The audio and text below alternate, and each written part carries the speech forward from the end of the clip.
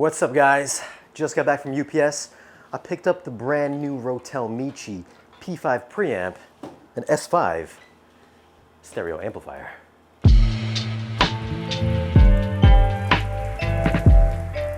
They actually shipped this thing to me in some roadie cases. So this is pretty hardcore. No box cutter needed. If you've been following the channel for a while, you would know that I'm a longtime Rotel user. My first home theater all ran on Rotel amps. Inside the box, we get a Michi branded poster for your wall. This is the remote control user guide with included remote control. Check that out, that's nice. That's beefy. That just says quality to me. You'd beat your somebody over the head with that and knock them out. USB cable, power cord, LAN cable, and your trigger cable. I'm pretty sure this does not come this way if you buy it at a local store. I think this is just for review purposes, this entire showcase here. This is the P5. Comes in a nice little velour bag. Keep it from getting scratched up. And it is pretty heavy. It is about 55 pounds. And it feels like it. Yeah, sucker's heavy. So look at that, man. This is a nice design. So Michi is like Rotel's flagship series of audio products. This obviously is not surround sound. This is only stereo. It's 2-channel. But this has got the, I think this is the selector knob here on the left. And on the right, of course, is the volume knob. And there's this whole front panel is glass, power button in the center. Nice Michi branding. On the top here, you can see it's got some pretty decent heat sinks. And it's this is a big guy too. It's about 17 inches wide by 6 inches high by, I believe, 16 inches deep. Around back, we've got connections for XLR inputs. We've got unbalanced inputs as well. We've got some outputs, all XLR. And then we've got your digital inputs, 3 optical, 3 coax, digital out, one optical, 1 coax, your LAN connection, USB input, got your triggers, RS-232, USB for some service, the Bluetooth module, power input, and the main power switch. So let's move this off to the side and check out the amplifier. This thing is ridiculously heavy. Same thing, a little Michi poster. Get some more accessories here. Get another remote control, the USB stick, Michi branded, power cord, LAN cable, replacement fuse. Listen, I did this by myself. If you're not strong enough, I recommend you get at least 3 other people, okay? Because this guy weighs, I think, 132 pounds. This is their S5 amplifier. Yeah, that's nice. Looks like whoever had it before me did a little scuff on the top here. A bit scuffing on the back, but it's been around the block a bit. But this has the same look as the preamp. So you get that glass front up here. I believe there's a display behind the glass. Around back, we've got inputs for LAN, your RS-232, balanced, unbalanced switch, triggers, your left and right, balanced, unbalanced inputs, your speaker outputs, they're silver, they might be rhodium plated. Got your replacement fuse slot there, main switch, power input, and your exhaust fans as well. And this is a big boy. Size-wise, it's 19 inches wide by 9 inches high by 18 inches deep. This is a Class AB amplifier. It's got twin monoblock design, so there's humongous dual toroids inside of it. It puts out 500 watts into 8 ohms and 800 watts into 4 ohms. So this thing is gonna be able to drive these focals that we have with 0 problems. So we're gonna go ahead and get this thing set up, and then we'll be back to give you some thoughts and impressions. Oh my God. The whole thing is gonna collapse. Okay, so equipment-wise, we've got the Michi hooked up to a pair of AudioQuest William Tell speaker cables. The speaker cables are a bit pricey, but we want to kind of match the cables with the equipment that we're using. Interconnects are the AudioQuest XLRs. Shout out to AudioQuest, by the way, for sending these over to us to use for this review. We're also using Roon with Qobuz and Tidal, going into a Blue Sound Node 2i. We're also using the Cambridge Audio M as kind of a comparison piece. We're not really going to talk about that too much, but we're not going to contrast it. We're just going to... Yeah, just something we had something to reference to when we were talking about the Michi. Right. But what was your thoughts on the Michi? All right, so first of all, with any person, any human being, the first thing you do is you see something and you kind of react to it that way. You see this Michi, it's gorgeous. The EQ on it, it's very simple, very elegant, beautiful piece. Sound-wise, I can't find a single thing that's wrong with it. I mean, literally, it's clear. It's got great presence as far as musical imaging, and high, low, mid frequencies all come across very nice, nothing muddy.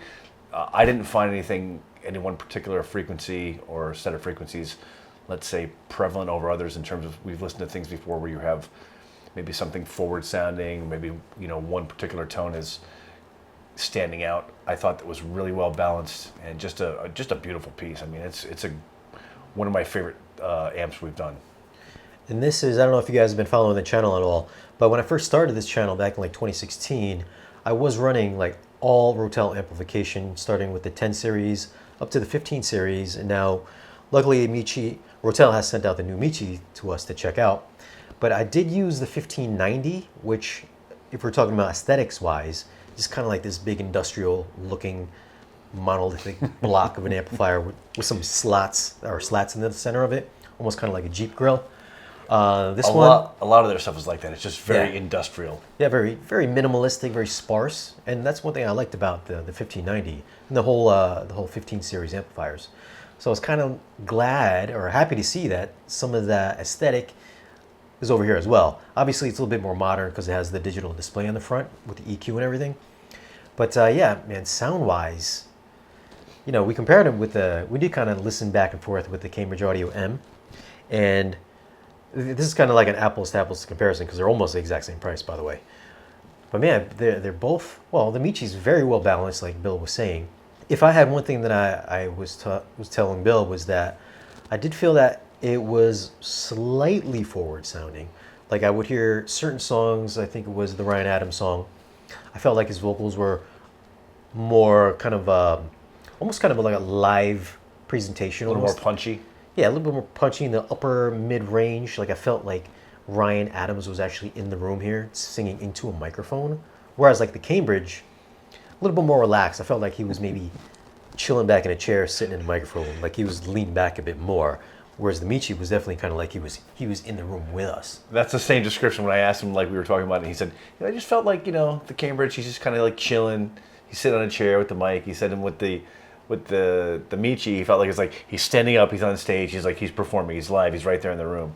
And it was kind of a funny description. Yeah, I liked it, man. I tell you, it's other than that, man, both of these things, when we're kind of comparing them back and forth, usually if we're comparing something, there's kind of a big difference between. We can find at least one thing where it's, I don't want to say we find one thing that we dislike about them, but one thing that sort of distinguishes them from the other thing. And in this case, we're not doing a contrast to compare, we're not doing competition. We've listened to the Cambridge before on several sets of speakers, so we're using it as our reference because we really like that system. So for this to sound as good as that, and it's just an amazing sounding piece. Yeah, I felt like the low end, like the bass, we obviously these are bookshelf speakers. These aren't gonna dig exceptionally low or really punch extremely hard or anything like that. But from kind of like contrasting between the two, there's definitely some slam with these bookshelves. But we did use these with the Canta number 3s, the towers. Mm-hmm. And those things just bumped, man. Like Bill comes here and he helps me out to review some of this gear here. But my own personal time, I've had these things playing like hip hop, pop, rap, The Weeknd, I don't know, Britney Spears, Paris Hilton, stuff like that. And these things, Who are these people? I don't know who these are. pop music. Listen, if you're listening to pop music, you get some tower speakers. Like, you don't even need a subwoofer, because the Michi's throwing out 500 watts per channel. The control on bass, the low end extension just pops, just holds on to those bass notes and just stops and goes. Like, just punches really hard. So I mean, if you got some bigger speakers, some tower speakers, no issues whatsoever with the Michi. Yeah. And also, one important thing that we should mention is that when we did the Cantor review, which was a couple of weeks back, we didn't have the Michi at the time. We were using it with the Cambridge, something else. I think about the Marantz. And we thought that the Cantor 3s, the bigger ones, were extremely edgy. We thought they were bright. Yeah. I didn't understand why. I was reading reviews that were saying, hey, these are some of the warmest tweeters that Focal's ever made. We were like, what? But, it goes to show that, yes, once we threw the Michi into the mix, the top end definitely was smoother overall. It wasn't, I'm not going to say that it wasn't edgy whatsoever, like it took away the edge completely, but it was definitely easier on the ears coming from the Cambridge and also the Marantz. So, I mean, the top end, way smoother than what we heard with the Cambridge. Well, and again, it goes back to what we were talking about before. We've mentioned before in terms of pairing speakers and amplifying combinations. Those beryllium tweeters, they're a great frequency response, but they can be a bit bright. And the ones on the Cantas are, they're really bright. So if you pair them with something like, say, the Cambridge, and in this case now also the Michi, which is a very but it tends to, let's say, mellow them out a little bit, so it becomes a little less fatiguing to listen to. Yeah, definitely a lot easier, because we were listening to Sympathy for the Devil when they played the guitar solo. I think it's about 3 minutes in on that track. Once you hear that on like the Cambridge and the Cantas, it's just that ear piercing. It's just painful. Michi, we were cranking him. Don't get me wrong. Like I said, the edge is still there, kind of. But it's just not as painful. That sounding. Michi also, dollar for dollar, is by far the most powerful amp we've ever listened to. I mean, the Cambridge 200 watts, monoblock. This thing at 500 watts it just cranks. I mean. And speaking of kind of like smoothing out the top end, I mean, we're still getting some great microdynamics. Oh, absolutely. A lot of these tracks we were listening to. I think it was Lenny Kravitz. I mean, you can hear him opening and closing his mouth, things like that. The guitar. He's got so many things in that song has got so much going on. It's got so much subtlety. I mean, it's one of these things you owe it to yourself. Those songs you've listened to 1,000 times, you've like, oh, I never heard this before, never heard that before. That song on a great pair of speakers with a great amp combination, you're hearing so much of the actual instruments, the snares. You're hearing that rumble across the skin of the snare. You're hearing his actual real breathiness in the vocals. There's just so much going on in that song, so much nice detail. Whoever produced that song, engineered, did a phenomenal job, because that song is so well produced. It's just amazing. I felt like I was hearing more of the finger plucks, the string plucks with the Ryan Adams song. Like I can hear them actually kind of like down by his almost by his waist. Right. And then I could hear like the level change, and his voice was definitely elevated higher. The movement on the fretboard with the sliding along the strings, it really pops. It's live. It sounds so clear, so transparent. It's like he's sitting in front of you playing guitar. And a soundstage, obviously, we're getting a great Phantom Center image. Instrumental placement in space was fantastic. I thought we were picking out instruments. Individual sounds was the congas and the Sympathy for the Devil. Mm-hmm. Very prevalent in that right speaker. We got the guitarist over on the left speaker. Clean separation between the two. I didn't feel like there was any kind of like crosstalk or bleed over between the channels. One of the things with Sympathy of the Devil you can hear, if you've listened to the song enough times as we have, the congas come in, and then when the background singers kick in with the woos, sometimes they can sound really kind of bland and almost blended into the background instead of like really standing out on their own.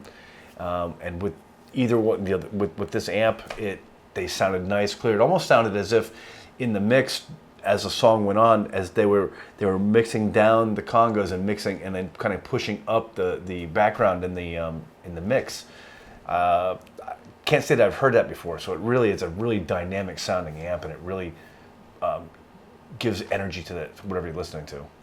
And again, like I think we mentioned earlier, that the mid-range, I do think that pushed a little bit more on the upper mid-range part. Like, don't get me wrong, like his voice sounded excellent, you know, vocals sounded excellent, the male vocals and all that sounded excellent, which I do think helped to make the Michi slightly more forward-sounding than what we were getting with the Cambridge Audio M. But again, I think it definitely gave it more of a liver presence, more of a in-your-room presence that I personally liked. Yeah, I like both of them. I don't think you're gonna go wrong with either one. No, I would flip a coin, honestly, because there's nothing that I like so much more about the other would give me a clear, you know, a distinct decision. Like, oh, I'll definitely go with this versus going with that. I think whatever you choose, you're going to be happy with either one. And I think the Michi's a fantastic sounding piece. I do think if you've got some brighter speakers, I'm gonna go with the Michi for sure. Yep. Like that smoother top end, it's sweet mid-range. Obviously, the bottom end, that's going to handle bass with like no issues. If you're a pop guy, if you're a rap guy, hip hop, big speakers, these things is going to drive those speakers like. Oh hell yeah! That's got no problems. More than enough power to drive whatever you're pushing, unless you know you're trying to push like concert monitor speakers, and then then you're in the wrong video right now. So. And again, man, let's talk about the aesthetics one more time. I mean, definitely one of the coolest pieces that we've had in here. Oh yeah, I dig it. I took a picture. I turned it off and turned it on just to get a pic, because when it comes on, it just says Michi in the front. It's really cool.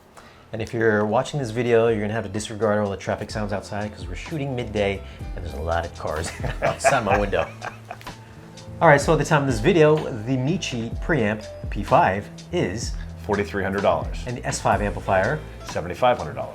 Although with current pricing as it is today, maybe it's gone up, we have no idea. But that's the price at the time of this video. Anyways, I think for the price, if it's within your budget, this is one of the most well-balanced systems that we've heard, or that I've heard. Bill? Yeah, absolutely. Next to the Cambridge, great sounding, great cost, you know, and it's right in the ballpark, and it's gonna make any speakers you pair with it sound great. Whether it's a bookshelf speaker, whether it's a tower speaker, this is gonna drive them to their maximum limits. I have no doubt about that. Yep. But I don't know if you guys tell us your thoughts on the Michi system. Have you guys heard it? What do you think about the sound quality? How do you think it stacks up against competing products? Leave a comment down below and let us know. Anyways, guys, thanks for watching. Be sure to like, share, and subscribe. See you again in the next video.